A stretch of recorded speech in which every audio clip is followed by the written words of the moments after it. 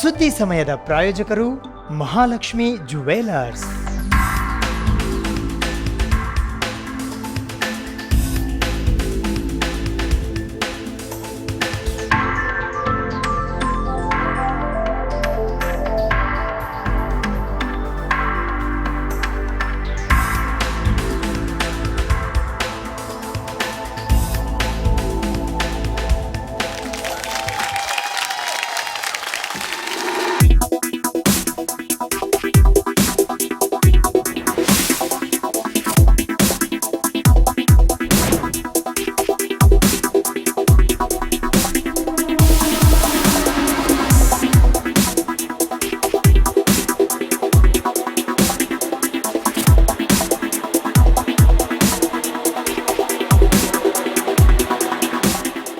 ಮಹಾಲಕ್ಷ್ಮಿ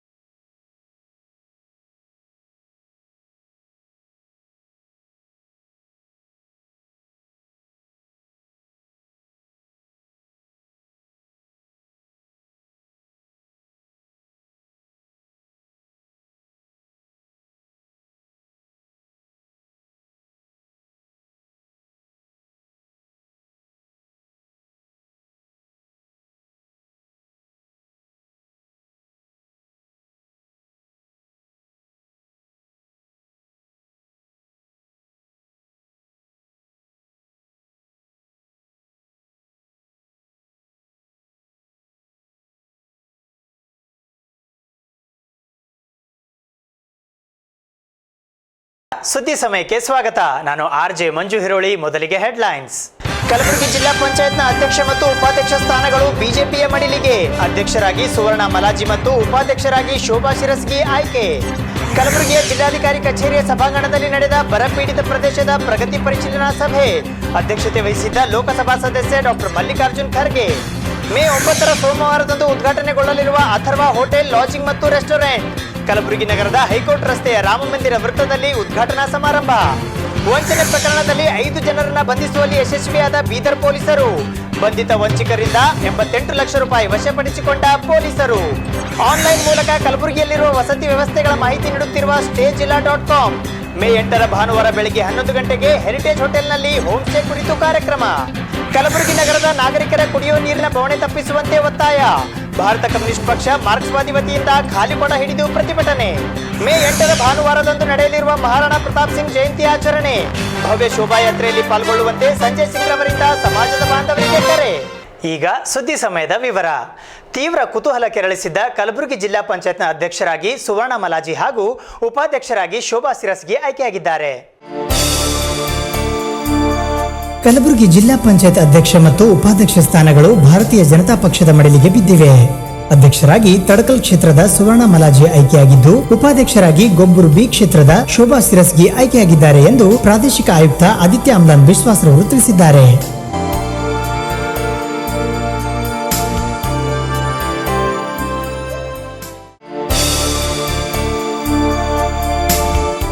ನಲವತ್ತೇಳು ಸದಸ್ಯ ಬಲದ ಕಲಬುರಗಿ ಜಿಲ್ಲಾ ಪಂಚಾಯತ್ನಲ್ಲಿ 24 ಸದಸ್ಯರನ್ನ ಹೊಂದಿದ ಬಿಜೆಪಿ ಸರಳ ಬಹುಮತ ಹೊಂದಿತ್ತು. ಕೊನೆಯ ಕ್ಷಣದಲ್ಲಿ ಜಾತ್ಯತೀತ ಜನತಾದಳ ಬಿಜೆಪಿಗೆ ಬೆಂಬಲಿಸಿತು. ಬಿಜೆಪಿಯ ಸುವರ್ಣ ಮಲಾಜಿಗೆ 25 ಮತಗಳು ಬಂದಿದ್ದು, ಕಾಂಗ್ರೆಸ್ನ ವಿಜಯಲಕ್ಷ್ಮಿ ಅವರಿಗೆ 22 ಮತಗಳು ಬಿದ್ದಿದ್ದವು. ಅಧ್ಯಕ್ಷ ಸ್ಥಾನ ಸಾಮಾನ್ಯ ಮಹಿಳೆಗೆ ಮೀಸಲಾಗಿತ್ತು ಮತ್ತು ಉಪಾಧ್ಯಕ್ಷ ಸ್ಥಾನ ಪರಿಶಿಷ್ಟ ಜಾತಿಯ ಮಹಿಳೆಗೆ ಮೀಸಲಾಗಿತ್ತಾದ್ದರಿಂದ ಈ ಇಬ್ಬರು ಅಧಿಕಾರ ಗದ್ದುಗೆ ಏರುವ ಮೂಲಕ ತೀವ್ರ ಕುತೂಹಲ ಕೆರಳಿಸಿದ್ದ ಆಯ್ಕೆಗೆ ತೆರೆ ಬಿದ್ದಂತಾಗಿದೆ.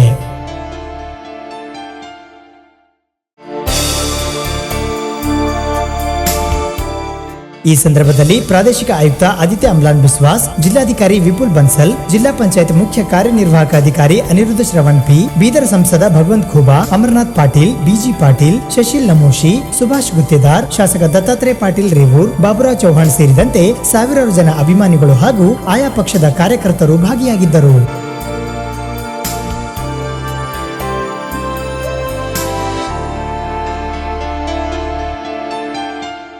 ಮಾಜಿ ಕೇಂದ್ರ ರೈಲ್ವೆ ಸಚಿವ ಹಾಗೂ ಲೋಕಸಭಾ ಸದಸ್ಯ ಡಾಕ್ಟರ್ ಮಲ್ಲಿಕಾರ್ಜುನ್ ಖರ್ಗೆ ಅವರ ಅಧ್ಯಕ್ಷತೆಯಲ್ಲಿ ಕಲಬುರಗಿ ನಗರದ ಜಿಲ್ಲಾಧಿಕಾರಿಗಳ ಕಚೇರಿಯ ಸಭಾಂಗಣದಲ್ಲಿ ಬರಪೀಡಿತ ಪ್ರದೇಶದ ಪ್ರಗತಿ ಪರಿಶೀಲನಾ ಸಭೆ ಜರುಗಿತು. ಕಲಬುರಗಿ ಜಿಲ್ಲಾಡಳಿತದ ವತಿಯಿಂದ ಲೋಕಸಭಾ ಸದಸ್ಯ ಹಾಗೂ ಮಾಜಿ ಕೇಂದ್ರ ರೈಲ್ವೆ ಸಚಿವ ಡಾಕ್ಟರ್ ಮಲ್ಲಿಕಾರ್ಜುನ್ ಖರ್ಗೆ ಅವರ ಅಧ್ಯಕ್ಷತೆಯಲ್ಲಿ ಜಿಲ್ಲಾ ಮಟ್ಟದ ಜಾಗೃತ ಜಿಲ್ಲಾ ಉಸ್ತುವಾರಿ ಸಮಿತಿಯಿಂದ ಕೇಂದ್ರ ಮತ್ತು ಕೇಂದ್ರ ಪುರಸ್ಕೃತ ಯೋಜನೆಗಳ 2016-17ನೇ ಸಾಲಿನ ಪ್ರಗತಿ ಪರಿಶೀಲನಾ ಸಭೆಯು ದಿನಾಂಕ 7/5/2016 ಬೆಳಿಗ್ಗೆ ಕಲಬುರಗಿ ನಗರದ ಜಿಲ್ಲಾಧಿಕಾರಿಗಳ ಕಚೇರಿಯ ಸಭಾಂಗಣದಲ್ಲಿ ಜರುಗಿತು.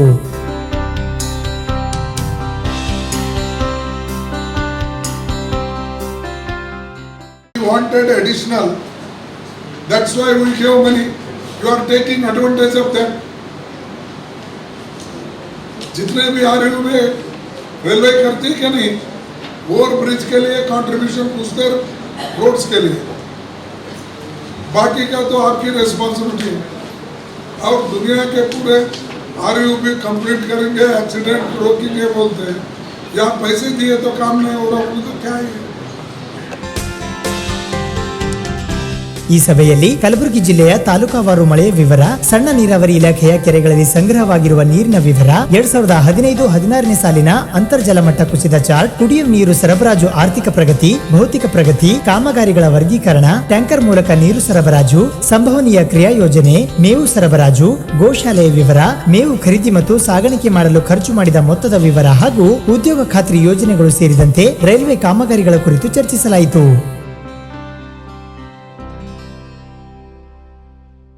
कुछ 3 साल हो गए उसको देखते देखते, वो 1 साल का, ये 2 साल. I am not getting any result. And he talks so nicely, ये वो, लेकिन काम बोले तो जीरो है.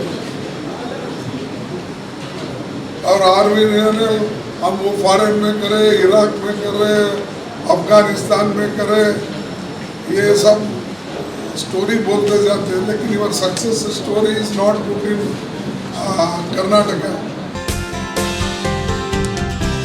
ಈ ಪ್ರಗತಿ ಪರಿಶೀಲನಾ ಸಭೆಯಲ್ಲಿ ಡಾಕ್ಟರ್ ಮಲ್ಲಿಕಾರ್ಜುನ್ ಖರ್ಗೆ, ಜಿಲ್ಲಾಧಿಕಾರಿ ವಿಪುಲ್ ಬನ್ಸಲ್, ಪ್ರಾದೇಶಿಕ ಆಯುಕ್ತ ಆದಿತ್ಯ ಅಮ್ಲನ್ ಬಿಸ್ವಾಸ್, ಜಿಲ್ಲಾ ಪಂಚಾಯತ್ ಮುಖ್ಯ ಕಾರ್ಯನಿರ್ವಹಣಾಧಿಕಾರಿ ಅನಿರುದ್ಧ ಶ್ರವಣ್, ಕಲಬುರಗಿ ಮಹಾನಗರ ಪಾಲಿಕೆ ಆಯುಕ್ತ ಸುನಿಲ್ ಕುಮಾರ್ ಪಿ, ಪೊಲೀಸ್ ವರಿಷ್ಠಾಧಿಕಾರಿ ಅಮಿತ್ ಸಿಂಗ್, ಅಪರ ಜಿಲ್ಲಾಧಿಕಾರಿ ಗೋವಿಂದ ರೆಡ್ಡಿ ಸೇರಿದಂತೆ ಇತರೆ ಹಲವಾರು ಜನ ಅಧಿಕಾರಿಗಳು ಉಪಸ್ಥಿತರಿದ್ದರು. ಕಲಬುರಗಿ ನಗರದ ಹೈಕೋರ್ಟ್ ರಸ್ತೆಯಲ್ಲಿರುವ ರಾಮ ಮಂದಿರ ವೃತ್ತದಲ್ಲಿ ಮೇ 9ರ ಅಕ್ಷಯ ತೃತೀಯ ಮತ್ತು ಬಸವ ಜಯಂತಿಯ ದಿನದ ಅಂಗವಾಗಿ ಅಥರ್ವ ಹೋಟೆಲ್, ಲಾಡ್ಜಿಂಗ್ ಮತ್ತು ರೆಸ್ಟೋರೆಂಟ್ನ ಉದ್ಘಾಟನಾ ಸಮಾರಂಭ ಜರುಗಲಿದೆ. ಸೋಮವಾರ ದಿನಾಂಕ 9 ಮೇ 2016 ಅಕ್ಷಯ ತೃತೀಯ ಮತ್ತು ಬಸವ ಜಯಂತಿಯ ವಿಶೇಷ ದಿನದಂದು ಮಧ್ಯಾಹ್ನ 12:15 ಗಂಟೆಗೆ ಅಥರ್ವ ಹೋಟೆಲ್, ಲಾಡ್ಜಿಂಗ್ ಮತ್ತು ಶುದ್ಧ ಸಸ್ಯಾಹಾರಿ ರೆಸ್ಟೋರೆಂಟ್ನ ಉದ್ಘಾಟನಾ ಸಮಾರಂಭವು ಕಲಬುರಗಿ ನಗರದ ಹೈಕೋರ್ಟ್ ರಸ್ತೆಯ ರಾಮ ಮಂದಿರ ವೃತ್ತದಲ್ಲಿ ಜರುಗಲಿದೆ ಎಂದು ಮಾಲೀಕರಾದ ರಾಜೇಶ್ ಜಿ ವಾಕೋಡೆ ಸೋಂತ್ರ ಅವರು ಪತ್ರಿಕಾಗೋಷ್ಠಿಯ ಮೂಲಕ ತಿಳಿಸಿದ್ದಾರೆ.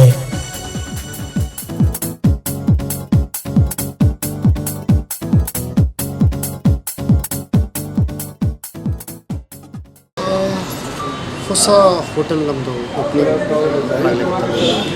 ಗುಲ್ಬರ್ಗ ಒಳಗೆ. ಇದು pure veg hotel and fine family dining. Family ಸಲುವಾಗಿ ಎಂಟರ್ಟೈನ್ಮೆಂಟ್ ಆ್ಯಂಡ್ ಈವೆಂಟ್ಸ್, ಮಕ್ಕಳ ಸಲುವಾಗಿ ಒಂದು best family restaurant. Clearly concept pure veg, no liquor, no non veg, ಇದು ಕಾನ್ಸೆಪ್ಟ್ ಅದ ನಮ್ಮದು. ನಗರ ಸಲುವಾಗಿ, ಕಲಬುರಗಿ ನಗರ ಸಲುವಾಗಿ ಒಂದು ಫ್ಯಾಮಿಲಿ ಫೈನ್ ರೆಸ್ಟೋರೆಂಟ್ ಇಲ್ಲಿ ಬರಬೇಕು, ಇದು ಮಾಡಬೇಕಂದ್ರೆ ಒಂದು ವಿಷನ್ ಇತ್ತು. ಆ ಸಲುವಾಗಿ ಈ ಪ್ರಾಜೆಕ್ಟ್ಸ್ ನಾವು ಇಲ್ಲಿ ಮಾಡಲಾಗಿತ್ತು.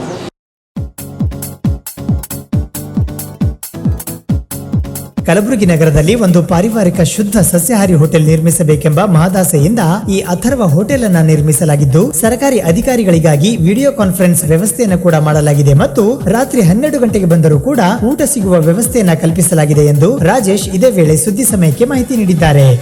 ಈ ಪತ್ರಿಕಾಗೋಷ್ಠಿಯಲ್ಲಿ ರಾಜೇಶ್ ವಾಕೋಡೆ, ಕಿಶೋರ್ ವಾಕೋಡೆ, ರಾಜು ದೇವಣಿ ಹಾಗೂ ಗೋರ್ಡನ್ ನರೋಣ ಉಪಸ್ಥಿತರಿದ್ದರು.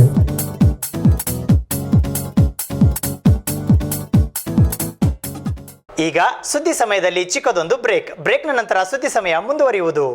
ಸುದ್ದಿ ಸಮಯದ ಪ್ರಾಯೋಜಕರು ಮಹಾಲಕ್ಷ್ಮಿ ಜುವೆಲರ್ಸ್.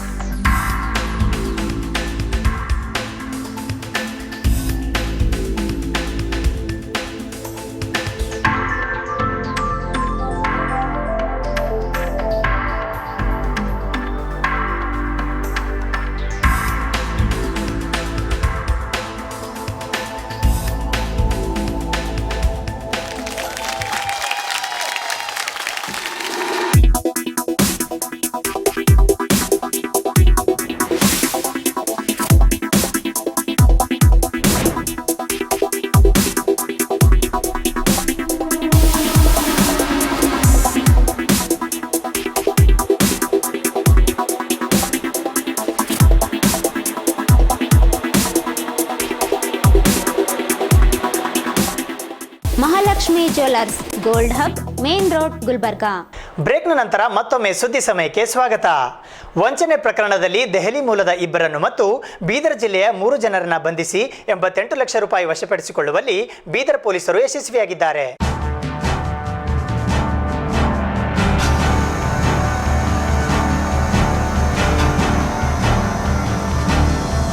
ಬೀದರ್ ಜಿಲ್ಲೆಯ ವಿವಿಧ ಗ್ರಾಮಗಳ ಸುಮಾರು 15 ನಿರುದ್ಯೋಗಿ ಯುವಕರಿಗೆ ಸುಮಾರು ಕಳೆದ 4 ವರ್ಷದಿಂದ ದೆಹಲಿ ಮೂಲದ ಸತೀಶ್ ಕುಲಕರ್ಣಿ ಮತ್ತು ಸಂಜಯ್ ಶರ್ಮಾ ಎಂಬುವವರು ತಾವು ರೈಲ್ವೆ ಇಲಾಖೆಯ ದೊಡ್ಡ ಅಧಿಕಾರಿಗಳಾಗಿದ್ದು ತಮಗೆ ಕೇಂದ್ರ ಹಾಗೂ ರಾಜ್ಯ ಸರ್ಕಾರದ ಮಂತ್ರಿಗಳು ತುಂಬಾ ಆತ್ಮೀಯರಾಗಿದ್ದು ಮಂತ್ರಿಗಳ ಕೋಟಾ ಅಡಿಯಲ್ಲಿ ರೈಲ್ವೆ ಇಲಾಖೆಯಲ್ಲಿ ಗ್ರೂಪ್ ಎ ಇಂದ ಡಿ ದರ್ಜೆಯ ಹುದ್ದೆಗಳನ್ನು ಕೊಡಿಸುವುದಾಗಿ ಜಿಲ್ಲೆಯ ಮಧ್ಯವರ್ತಿಗಳಾದ ರಾಜು ನೇಳಿಗಿ, ಶೇಖರ್ ನೇಳಿಗಿ, ಮಾಣಿಕ್ ನೇಳಿಗಿ ಮತ್ತು ಕಲಬುರಗಿಯ ವಿಷ್ಣು ರಾಠೋಡ್ ಎಂಬುವವರ ಮುಖಾಂತರ ಲಕ್ಷಗಟ್ಟಲೆ ಹಣ ಪಡೆದುಕೊಂಡು ನಿರುದ್ಯೋಗಿ ಯುವಕರಿಗೆ ರೈಲ್ವೆ ಇಲಾಖೆಯ ವಿವಿಧ ದರ್ಜೆಯ ಹುದ್ದೆಯ ನಕಲಿ ಭರ್ತಿ ಆದೇಶ ಪತ್ರ ನೀಡಿ ವಂಚಿಸಿದ ಕುರಿತು ಧನ್ನೂರ ಪೊಲೀಸ್ ಠಾಣೆ ಅಪರಾಧ ಸಂಖ್ಯೆ 15/2016 ಮತ್ತು ಜನವಾಡ ಪೊಲೀಸ್ ಠಾಣೆ ಅಪರಾಧ ಸಂಖ್ಯೆ 71/2016 ಮತ್ತು 72/2016 ಕಲಂ 420 ಐಪಿಸಿ ಅಡಿಯಲ್ಲಿ ಪ್ರಕರಣ ದಾಖಲಾಗಿತ್ತು.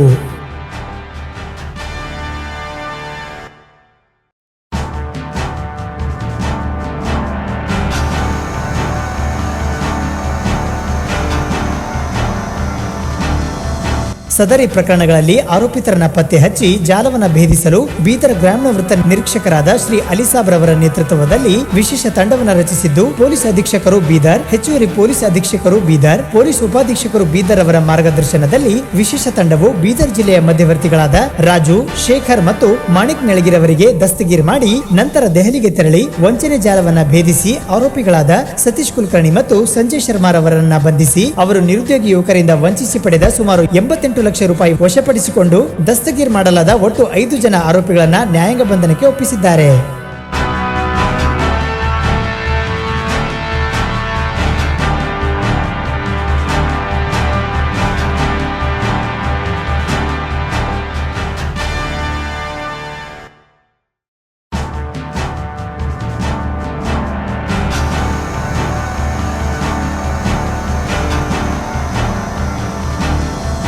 ದೆಹಲಿ ಮೂಲದ ಆರೋಪಿತರು ಬೀದರ್ ಜಿಲ್ಲೆಯ ಯುವಕರಲ್ಲದೆ ರಾಜ್ಯದ ಇತರೆ ಜಿಲ್ಲೆಗಳಾದ ಕಲಬುರಗಿ, ವಿಜಯಪುರ, ಬಾಗಲಕೋಟೆ ಮತ್ತು ಅಕ್ಕಪಕ್ಕದ ರಾಜ್ಯಗಳಾದ ತೆಲಂಗಾಣ, ಆಂಧ್ರಪ್ರದೇಶ, ಮಹಾರಾಷ್ಟ್ರ ರಾಜ್ಯದ ಹಲವಾರು ನಿರುದ್ಯೋಗಿ ಮುಗ್ಧ ಯುವಕರಿಗೂ ಸಹ ರೈಲ್ವೆ ಇಲಾಖೆಯಲ್ಲಿ ವಿವಿಧ ದರ್ಜೆಯ ಹುದ್ದೆಗಳನ್ನು ಕೊಡಿಸುವುದಾಗಿ ವಂಚಿಸಿದ್ದಾರೆ ಎಂದು ತನಿಖೆಯಲ್ಲಿ ತಿಳಿದುಬಂದಿದೆ.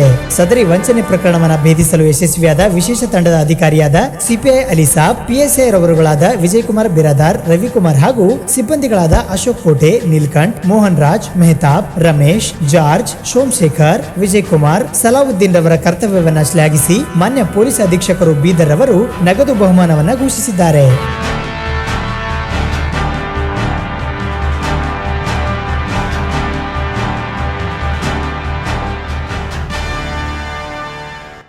ಮೇ 8ರಂದು ಭಾನುವಾರ ಬೆಳಗ್ಗೆ 11 ಗಂಟೆಗೆ ಕಲಬುರಗಿ ನಗರದ ಹೆರಿಟೇಜ್ ಇನ್ ಹೋಟೆಲ್ನಲ್ಲಿ ಹೋಮ್ ಸ್ಟೇ ಕುರಿತು ಕಾರ್ಯಕ್ರಮವನ್ನು ಏರ್ಪಡಿಸಲಾಗಿದೆ.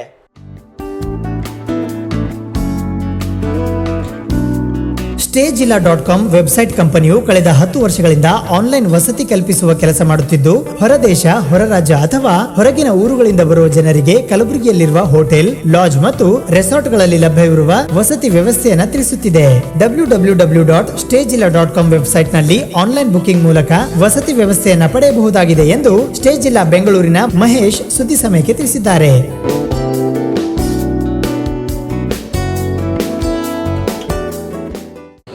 ಇಲ್ಲಿ ಗುಲ್ಬರ್ಗದಲ್ಲಿ ನಾವು ಏನಕ್ಕೆ ಬಂದಿದ್ದೀವಿ ಅಂದರೆ ನಮ್ಮ ಕಂಪನಿ ಬಂದ್ಬಿಟ್ಟು ಆನ್ಲೈನಲ್ಲಿ ವೆಬ್ಸೈಟಲ್ಲಿ ಅಕಾಮಿಡೇಷನ್ ಪ್ರೊವೈಡ್ ಮಾಡುವ ಒಂದು ಪ್ಲ್ಯಾಟ್ಫಾರ್ಮ್ ಕಂಪನಿ. ನಮ್ಮ ಕಂಪನಿ 10 ವರ್ಷದಿಂದ ಇಂಡಿಯಾ ಮತ್ತು ಕರ್ನಾಟಕದಲ್ಲಿ ನಾವು ವ್ಯಾಪಾರ ಮಾಡ್ತಾ ಇದ್ದೀವಿ. ಏನು ವ್ಯಾಪಾರ ಅಂದರೆ ಈ ಬಿಸ್ನೆಸ್ ಬಂದ್ಬಿಟ್ಟು ಆಚೆ ಹೊರ ದೇಶದಿಂದ ಬರುವ, ಹೊರ ಸ್ಟೇಟಿಂದ ಬರುವ, ಹೊರ ಊರುಗಳಿಂದ ಬರುವ ಜನರಿಗೆ ಗುಲ್ಬರ್ಗದಲ್ಲಿ ಏನು ಅಕಾಮಿಡೇಷನ್ಸ್ ಇದೆ, ಹೋಟೆಲ್ಸು, ಲಾಡ್ಜಸು ಮತ್ತು ರೆಸಾರ್ಟ್ಸು, ನಾವು ಅದು ಆನ್ಲೈನ್ ಪ್ಲ್ಯಾಟ್ಫಾರ್ಮಲ್ಲಿ ನಾವು ತಿಳಿಸ್ತೀವಿ ಅವ್ರಿಗೆ. ಅವ್ರು ಏನು ಮಾಡ್ತಾರಂದರೆ ನಮ್ಮ ಆನ್ಲೈನ್ ವೆಬ್ಸೈಟಲ್ಲಿ ಅವರು ಅಕಾಮಿಡೇಷನ್ ಬುಕ್ ಮಾಡಿಕೊಂಡು ಇಲ್ಲಿ ಬಂದು ಟೂರಿಸಮ್ನ ನೋಡೋಕ್ಕೆ ಬರುವವರು ಮತ್ತು ಏನು ಉಳ್ಕೊಳ್ಳೋಕ್ಕೆ ಬರೋರು, ಕೆಲಸದ ಮೇಲೆ ಬರುವವರು ಇಲ್ಲಿ ಉಳ್ಕೊಂಡು ಹೋಗ್ತಾರೆ.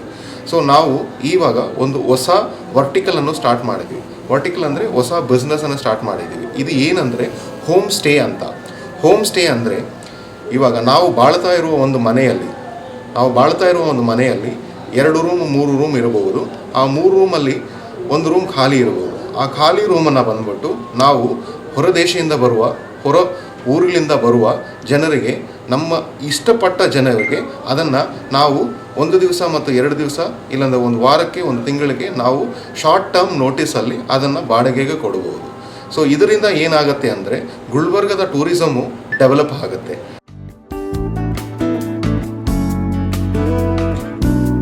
ಸ್ಟೇ ಜಿಲ್ಲಾ ಕಂಪನಿಯವರು ಹೋಮ್ ಸ್ಟೇ ಅನ್ನುವ ಹೊಸ ವ್ಯಾಪಾರವನ್ನ ಪ್ರಾರಂಭಿಸಿದ್ದು, ಯಾವುದಾದ್ರೂ ಮನೆಯಲ್ಲಿ ಕೋಣೆ ಖಾಲಿ ಇದ್ದರೆ ಅದನ್ನ ಪ್ರವಾಸಿಗರಿಗೆ ಅಲ್ಪಾವಧಿ ಕಾಲಾವಕಾಶಕ್ಕಾಗಿ ಬಾಡಿಗೆ ನೀಡಬಹುದಾಗಿದೆ. ಇದರಿಂದ ಮನೆಯವರಿಗೆ ಅಧಿಕ ಗಳಿಕೆಯಾಗುವ ಅವಕಾಶವಿದೆ. ಇದಕ್ಕೆ ಯಾವುದೇ ರೀತಿಯ ಸುಂಕ ಕಟ್ಟುವ ಅವಶ್ಯಕತೆ ಇಲ್ಲದಿರುವುದರಿಂದ ಜನ ಇದರ ಸದುಪಯೋಗ ಪಡೆದುಕೊಳ್ಳುವಂತೆ ಕೋರಲಾಗಿದೆ. ಇದರ ಕುರಿತು ಹೆಚ್ಚಿನ ಮಾಹಿತಿಗಾಗಿ ಮೇ 8ರಂದು ಭಾನುವಾರ ಬೆಳಗ್ಗೆ 11 ಗಂಟೆಗೆ ಕಲಬುರಗಿ ನಗರದ ಹೆರಿಟೇಜ್ ಇನ್ ಹೋಟೆಲ್ನಲ್ಲಿ ಕಾರ್ಯಕ್ರಮವನ್ನು ಆಯೋಜಿಸಲಾಗಿದ್ದು, ಇದರ ಸದುಪಯೋಗ ಪಡೆದುಕೊಳ್ಳುವಂತೆ ಮಹೇಶ್ ಕರೆ ನೀಡಿದ್ದಾರೆ.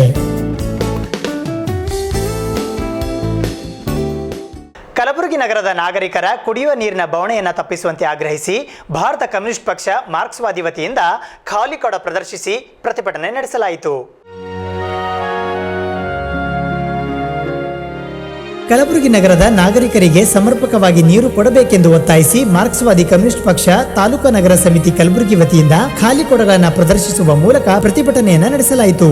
ಭೀಮಾ ನದಿಗೆ ಮಹಾರಾಷ್ಟ್ರದ ಉಜ್ನಿ ಜಲಾಶಯದಿಂದ ಅಥವಾ ನಾರಾಯಣಪುರ ಜಲಾಶಯದಿಂದ ನೀರು ಬಿಡುಗಡೆ ಮಾಡಿಸುವುದು ಮಾತ್ರ ಪರಿಹಾರವೆಂದು ಒತ್ತಾಯಿಸಲಾಯಿತು.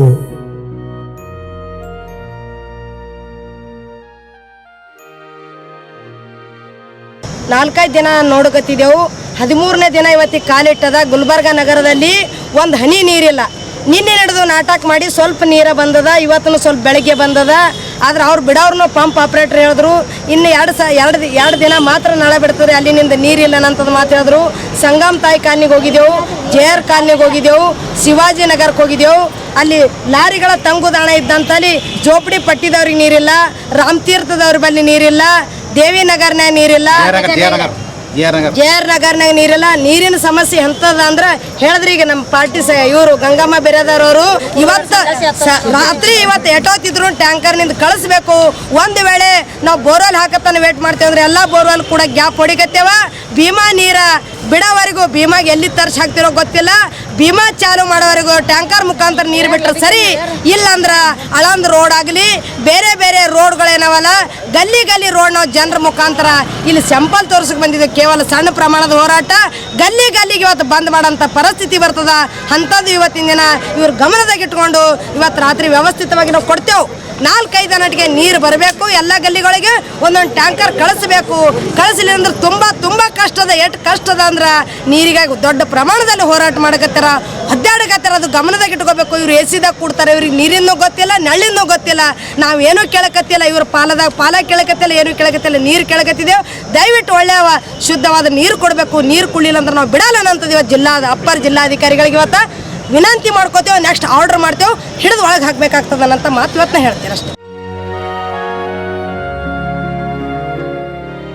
ನೀರುಳ್ಳ ಖಾಸಗಿ ಬೋರ್ವೆಲ್ಗಳನ್ನು ಸರ್ಕಾರ ಖರೀದಿ ಮಾಡಿ ಜನಸಾಮಾನ್ಯರಿಗೆ ನೀರು ಒದಗಿಸುವುದು ಸರ್ಕಾರದ ತುರ್ತಿನ ಕರ್ತವ್ಯವಾಗಿದ್ದು, ಒಂದು ವೇಳೆ ನೀರು ತರದೇ ಹೋದಲ್ಲಿ ಹೋರಾಟ ತೀವ್ರಗೊಳ್ಳುತ್ತದೆ ಎಂದು ಎಚ್ಚರಿಸಲಾಯಿತು. ಈ ಪ್ರತಿಭಟನೆಯಲ್ಲಿ ಸಿಪಿಐಎಂ ಕಾರ್ಯದರ್ಶಿ ಗಂಗಮ್ಮ ಬಿರಾದಾರ್ ಹಾಗೂ ಶರಣಬಸಪ್ಪ ಮಂಶೆಟ್ಟಿ ಸೇರಿದಂತೆ ಇತರೆ ಹಲವಾರು ಜನ ಮಹಿಳೆಯರು ಭಾಗವಹಿಸಿದ್ದರು.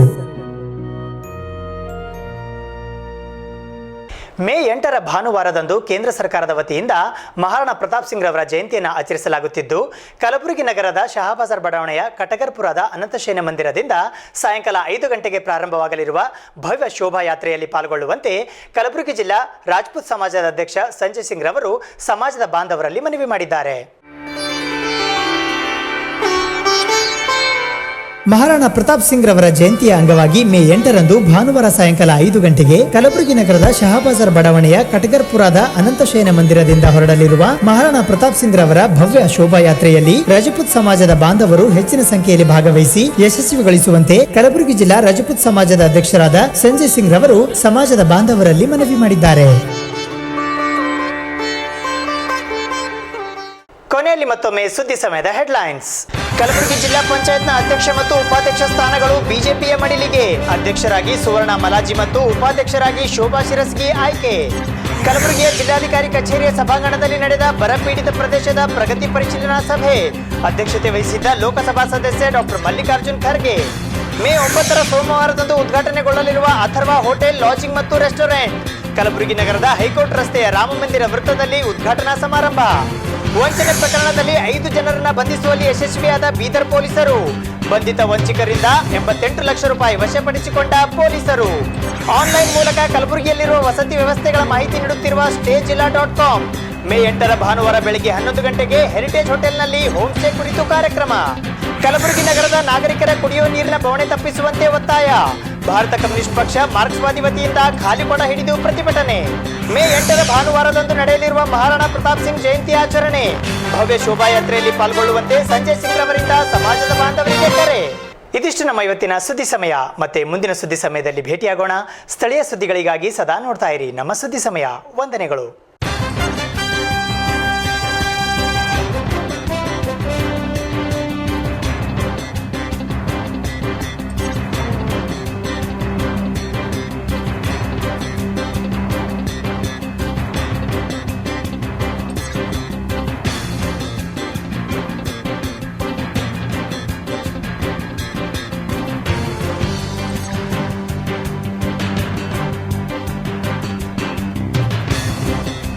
ಸುದ್ದಿ ಸಮಯದ ಪ್ರಾಯೋಜಕರು ಮಹಾಲಕ್ಷ್ಮಿ ಜುವೆಲರ್ಸ್.